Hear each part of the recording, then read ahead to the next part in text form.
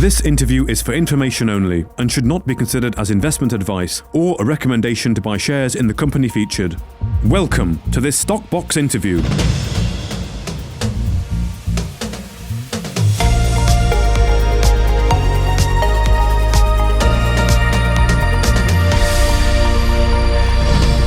Joining us today is Alex Walker, the CEO of East Star Resources, following news today from the company from their Rudny-Altai project in Kazakhstan. Thank you very much for joining us today. Alex, how are you doing?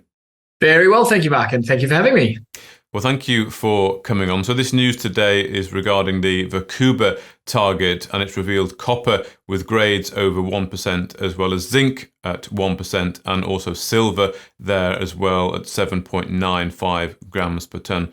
Now, just thinking back to the special feature we did on this project not so long ago here, looking at the Vakuba target, this is an historic target. I think it's had a lot of drilling on it, 42,000 meters, I think, since the 1950s, but it's never been extracted. And you have a JORC exploration target here from ranging between 19 and 23 million tons at around 1.4 to 1.9% copper equivalent. And this drilling you've done recently, which we talked about in the special feature, was almost really to get a fresh look on this historic target, wasn't it, from today, and bring it up to date, get some digitized modern drilling done. So how's it gone? Oh, Mark, you've summarised it very well for me. Thank you.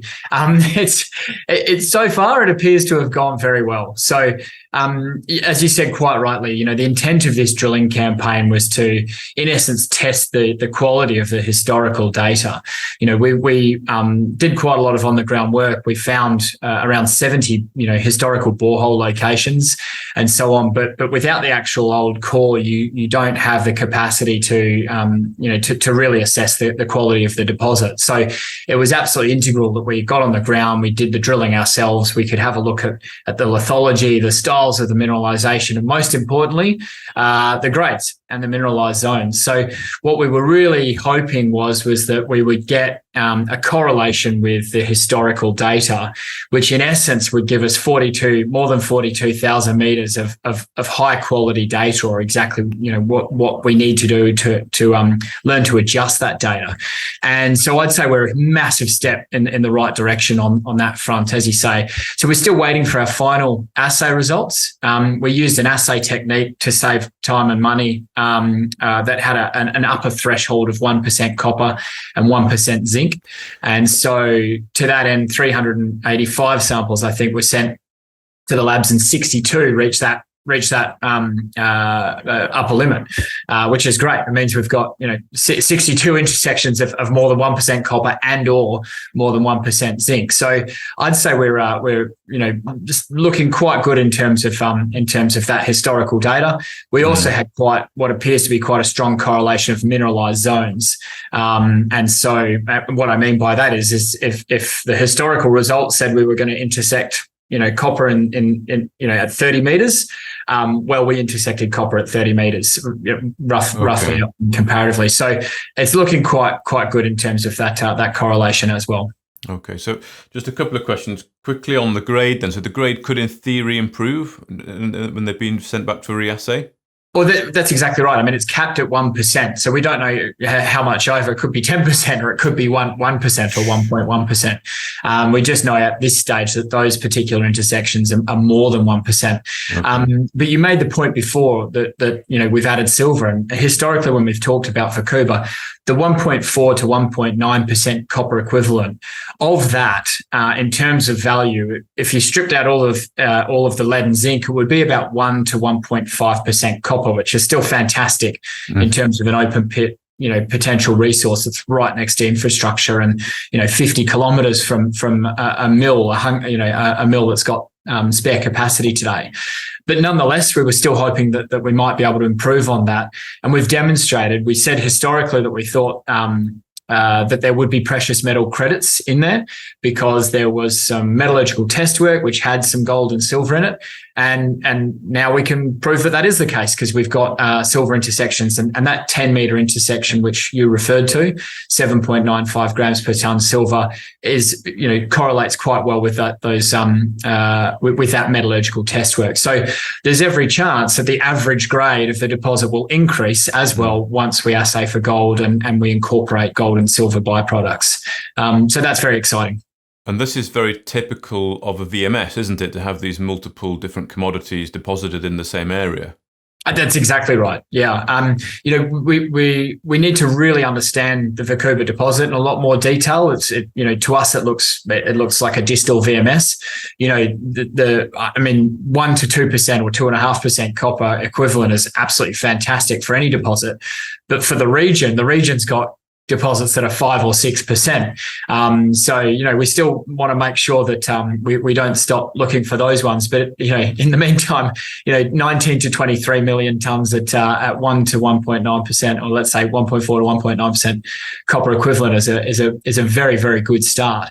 And for those that are doing the conversions, even the open pit, 5 to 6 million tons was in the open pit target. You've got well in excess of 100,000 tons of contained copper there, and the whole deposit's over 300,000 tons of contained copper. So that's a pretty sizable deposit and operation by most metrics. Indeed. Well, we talked about the potential for open pit there, that 5 to 6 million tons, as you mentioned.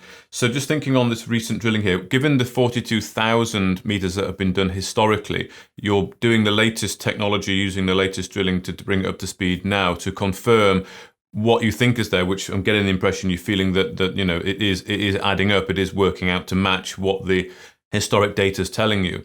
How much more will you have to do in order to satisfy yourself, but of course get to an official modern day JORC resource? No, mate, that's a really good question. I can't give you the exact answer to that now, unfortunately, because we want to keep our independence in all of this, and it's what we did by bringing in a qualified professionals such as AMC Consultants who did the exploration target, because we wanted to make sure that what we were doing wasn't influenced by our positive or negative views from the company. It was just raw data analysis. And so we'll be doing exactly the same thing this time.